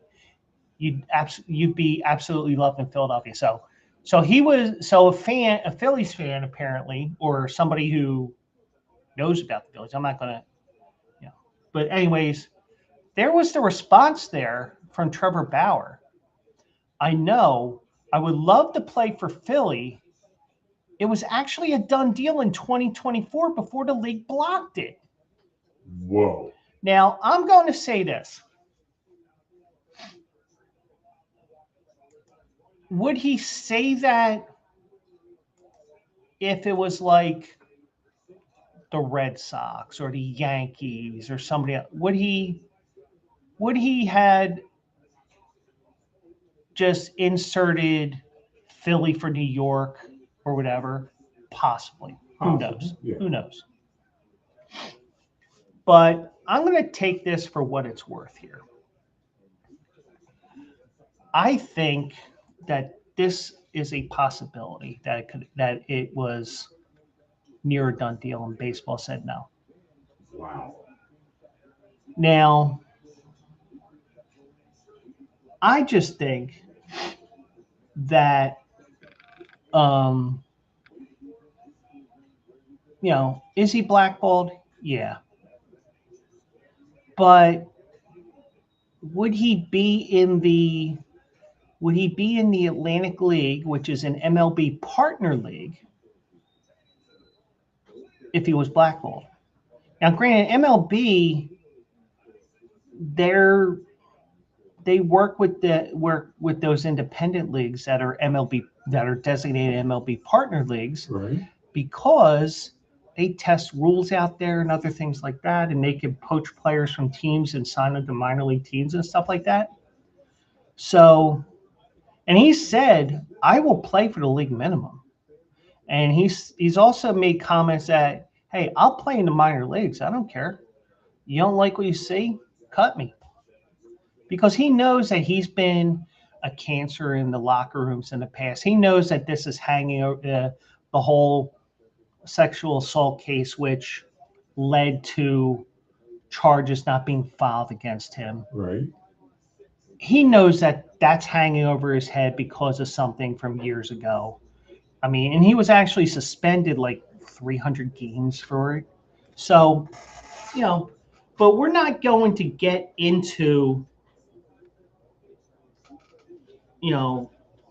keep him banned because he doesn't deserve to be back, whatever. Now,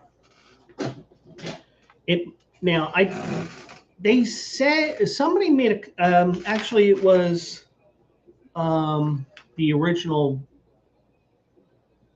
Phil's Tailgate on a Phillies fan account speculated on the veracity of Bauer's claim. Mm-hmm.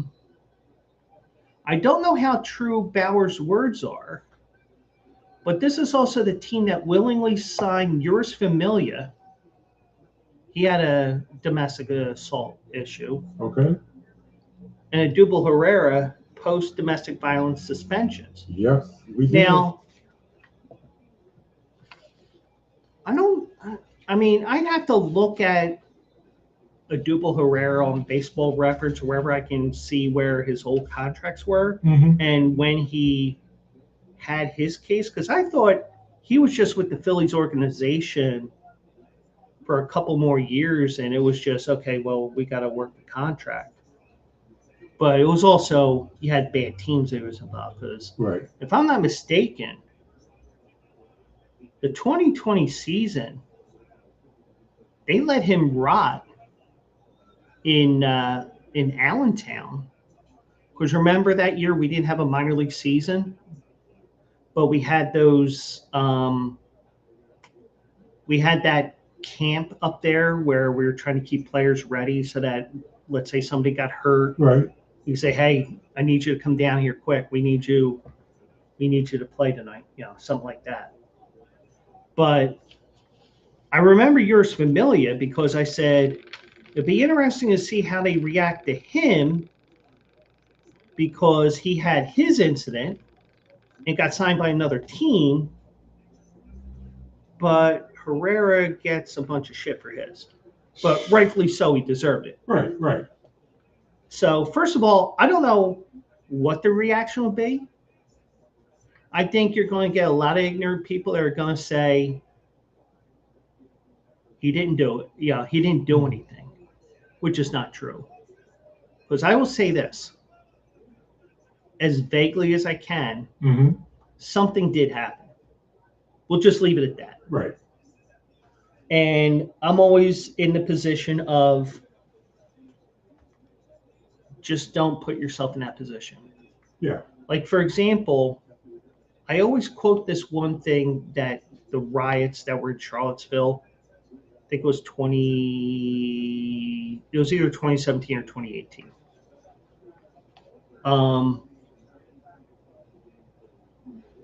Verizon had sent out an email and they said that, it was one of the top people there, maybe even security. They said, well, somebody is wearing a shirt that looks like a Verizon shirt. Right. Or maybe it was a union shirt or one or the other, but it was a union shirt that was a union that represented us in Virginia. So I think, so what they did was they said, hey, we're investigating this. And if you were down there and you're wearing that logo, you're representing us. Now, you could still gotten into trouble, but like, for example, the guy who got into trouble and fired because he was telling that chick, I'll see you next Tuesday. Right. Well, the internet cops researched him, found him on LinkedIn, emailed his job or called whatever, and he lost his job. So in this day and age where you're just 1-2 buttons away from recording anything, Yep. Anything can happen. That's true. So, you could be recorded. It's just that sometimes it's a little harder to report somebody. But, like, for example, you're wearing your company's logo on your shirt. Like, for example, if I represented the Dan Patrick Show. Hey, Dan, your guy there, he said a lot of misogynistic or homophobic things or whatever, But the thing is with Trevor Bauer, even though the women were trying to hustle him for millions and millions of dollars as well, but it's like two wrongs don't make a right. That's true. I think age doesn't help either. I don't know how you feel about him playing, but if he's willing even to accept, like, even pitching out of the bullpen, which the Phillies really need. They definitely need that. If he's willing to do something other than what he's used to, like pitching out of the bullpen, right? Maybe, but but I understand why, because even if the black ball accusation is not true, let's say the league didn't block it, and let's say the Phillies backed out of this, or this is all bullshit. Right. Let's look at every scenario possible here. I think that you have to be prepared for the circus for his initial press conference. You got to be ready for when he steps on the field for the first time. Right. Now, the good thing is with him being a reliever, with the suggestion I have, you don't have the media knowing exactly what day he's going to pitch as a starter. That's true. So it's like, hey, you want to sit here all day? Well, here we go. Yep. So we don't know when he's going to be used. Plus, it's the same thing with how they did with Mike Vick. Mm-hmm. You know, he did something, he got convicted of it, but it's like what we said. Yeah. Go past it. He did his time. Trevor, whatever he did, go past it. And the saying that I was thinking about was the movie Major League, Mm-hmm. when Willie caught the ball best catch, and Magic told him, "Don't ever do it again." Don't. Nice catch, Chase. Don't ever fucking do it again. There you go, Trevor. Here, look at this. But that's it. Yeah. I mean, I think if his mentality is true, and what he's saying is true, that he'll take the league minimum, he'll do whatever, and I think the Phillies would police the shit out of him. Yeah. And I think Schwarber, Harper, whoever, JT, whoever is the clubhouse police leaders, whatever, I think that you would see a little bit different of Trevor Bauer. I think also in some regards, not being in the league for as many years as he's had, I think it was 21. Right. So I think in a way, if you think about it, I think even though he may not admit it, he knows he fucked up. Oh yeah. So, and I know that he wasn't the best teammate in the past either, but sometimes it takes something like this to make you wake up, and sometimes you have an incident like this and it's never going to be the same. No, and maybe this incident happened to him. Like I said, it did wake him up, and if he is willing to go into the bullpen and say, "I have changed," and like you said, we do have the clubhouse police, like we did with Alvarado. Mm-hmm. Yeah, I will take it. See, Alvarado's is its own case. Yeah, because that was a weight loss drug that popped the dirty test. Mm-hmm. So I don't think it was but then again, I think if you say, "Oh no, it was this and it was something else," they would say, "Oh no, it was this drug that you took." Right. I think it's baseball that has that. Okay. But one of the sports has it where if you do end up with a dirty piss test, and you say it's one thing and the test says it's something else. Oh no, it was from this, not what you're telling us. Right. So they will do that. But I would take him back. I would take Trevor. I mean, I would consider it. I don't think that you need him in the rotation. I really don't. No. But, him coming out the bullpen though? I mean, if he would be willing to be that, maybe. It'd be him. He is him, and then Duran, and then they can switch it up. Can you see both of them coming in the 8th and 9th inning? I was thinking more of a middle reliever. Either some innings, I can see that too. Yeah, but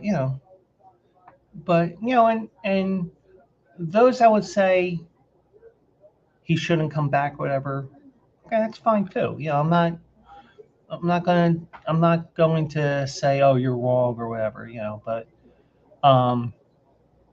but if he did block it, if it did get blocked, then we definitely know he's blackballed. Yeah. But I don't know when he first said that he was blackballed. Was it before this deal was done in Philly? Or was he start making the accusations after the league blocked that deal? We don't know. It could be the latter, could be the former. But 2024 also, the question with that deal is also what I don't remember what league he was in, because he was going back and forth between Japan and Mexico. Mm-hmm. So, and this is where we get into these gray areas where we just don't know. We also don't have an idea of when in 2024 this deal was done. Was it during spring training? Was it in the middle of the year? Was it the beginning of the year before he signed in Mexico or Japan, whatever league he was in that year? Because, or was it Japan or was it Korea? Well, you get the idea. Somewhere in Asia. I think there, like for example, if he was in Japan, Mm-hmm. there may be agreements where you can't poach a guy from Japan and bring him back to the United States mid-season. So there may be that as well. Right. So that may be why the league blocked it, because, oh, by the way, and whatever it was, it would be, I probably would have to check his agent's Instagram. Mm-hmm. See if there's any hints of her being in Philadelphia in 2024. You might find something. I don't think there was, but Okay. you'll find a lot of good stuff on there. Us horn dogs and stuff. But seriously, that was something that came out on Friday, and truthfully, I mean, if you want to deal with the circus that would come with that, go right ahead. I don't care. Sure. But also,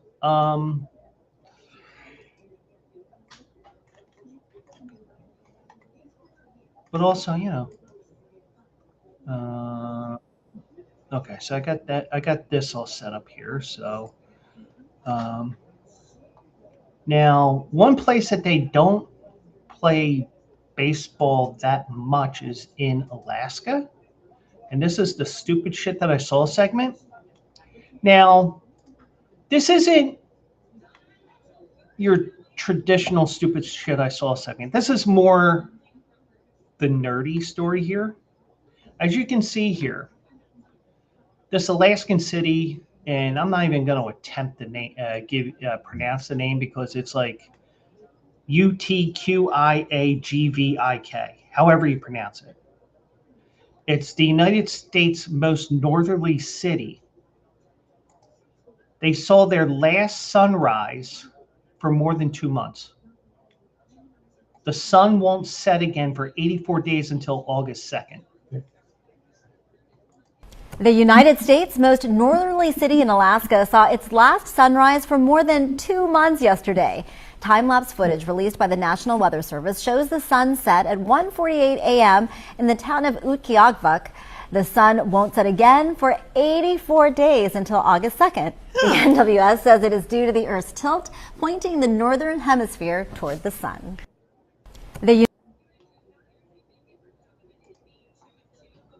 Interesting, huh? Yeah, it is interesting. So, like, for example, if you're right on the equator, Mm-hmm. and did I save it? Let me see something here, because, we can, another goofy, let me see if I have it on here, because I might not have saved it. No, I didn't. Damn it. There is a soccer stadium in Brazil, at least I think it's Brazil, where they have the midfield stripe exactly on the equator. And each half in the game, you're not just defending a side of the field, you're defending that hemisphere. That is so unusual. That is so unusual. but I didn't save it, but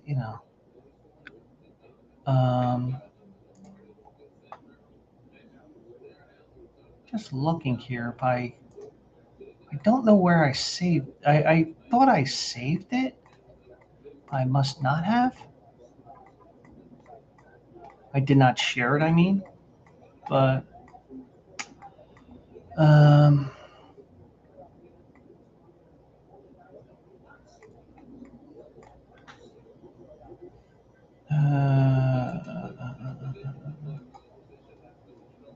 fuck. I'm looking here because I can, because we're at the end of the show and we're running long, and I just don't give a shit.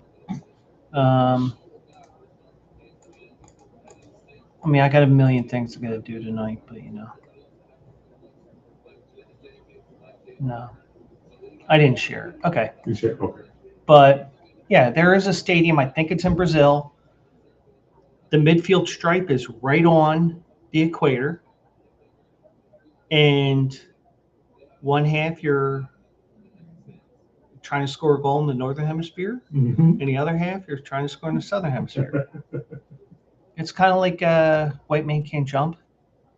You're not shooting for Ghana. You're Oh yeah. You said you're shooting for it. Yeah. Yeah. Kind of like that, but yeah. So and a hook shot. And it goes in. Right. And then we found out sometimes when you win, you lose.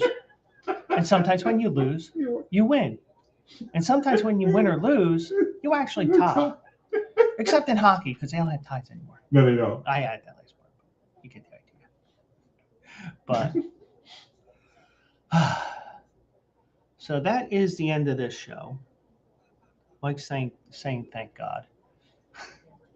Everybody's watching saying thank God. But we'll get back at it. Well, I'll get back at it tomorrow. You won't. Well, you'll get back at it from home watching. Yes. But we'll be live. I'll be live tomorrow at 9:00. Whatever comes up, comes up. A little bit of keeping track of the Phillies game. A little bit of this, a little bit of that. Because one thing was suggested to me was more sidecasts. Like, oh, maybe you and Mike can do a Monday sidecast. But it's like, but we kind of did that with the Eagles game when they played on Monday Night Football last year. We sure did. Yeah, but we also did that in the Super Bowl year too. No, we did a Super Bowl post game. I mean, Super Bowl post game. Yes, we did. Yeah. And I need that Chase Utley drop. Oh yes, definitely. Actually, you know what? What? Fuck it. We're gonna play on YouTube here.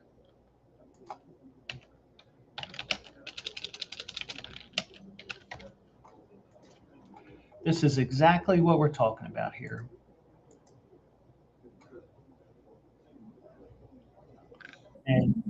And this is how we'll end it. And Harry Callis is looking 1 3/4 in the grave.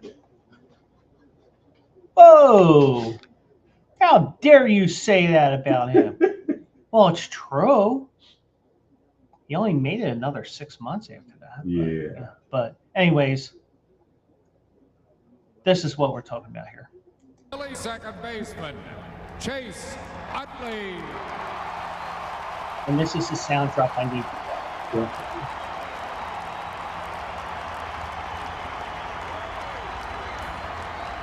World champions.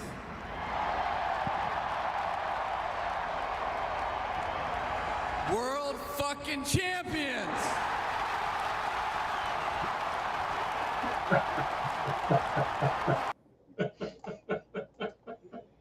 Yeah, I need to have that as a sound drop. Definitely, yeah. Gotta get that. And Jason Worth is there laughing his ass off because I think they had it planned. But as we all know, about 9 years later, 10 years later, Jason Kelsey said, "Hold my beer, bitch." Yep. Yes, he did. And by the way, Chase Utley's going into the Wall of Fame this year. Oh, cool. Yeah. About time. And then maybe Cooperstown next year. He deserves it. I think if he doesn't get in this year, he doesn't get in at all. Gotcha. Because I think that we're going to start getting into those big names that are going to get in first-time ballots. I think those first-time ballot Hall of Famers will eat away at his numbers improving. So You think A-Rod gets in his first year?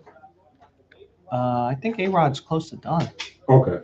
But probably when November comes around, when the ballot comes out, we'll get into what that is. Because from what I saw, it's a very weak class. So I think it's a year that Chase Utley could get in. That's okay. But anyway, Mike, thank you for joining me tonight. Yep. And I will be here tomorrow night at 9:00. Hopefully it'll be a shorter show, but you never know. A lot of times I say it's a short show, and the next thing you know, I'm talking for 3.5 hours. So, but that's it for now, everybody. I'm not gonna read anybody tonight. Screw it. And we'll do it live. I'll do it live tomorrow night at 9:00, and maybe I have a caption to my thing here. Or actually, that's what you can expect on Saturday. AJ will pop in here with a funny caption. I'm like, oh, you motherfucker! Now I gotta come up with something. But that's it. I hope everybody has a great night, and I'll see